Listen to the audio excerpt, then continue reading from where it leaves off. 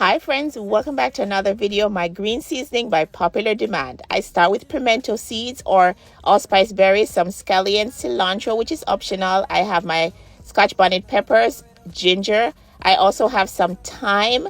I also have some green bell peppers and jalapeno. I grow those, so I'm using them up. I have lots of garlic and onion. There's no real measurement to this recipe, guys. You could just add or take away whatever you like or don't like.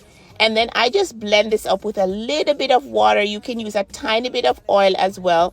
And then once this is blended up, I just store it in my fridge for about a week. This usually lasts just about a week for me because, guys, you know I cook quite a lot. And then I just store whatever I don't use. Like if I make a big batch like this, I put the rest in the freezer and then just pull it out towards the end of the week if I know the one that I have there is going to be finished. So don't absorb this recipe too much because I'm going to bottle it and sell it. Now make yours. Bye for now.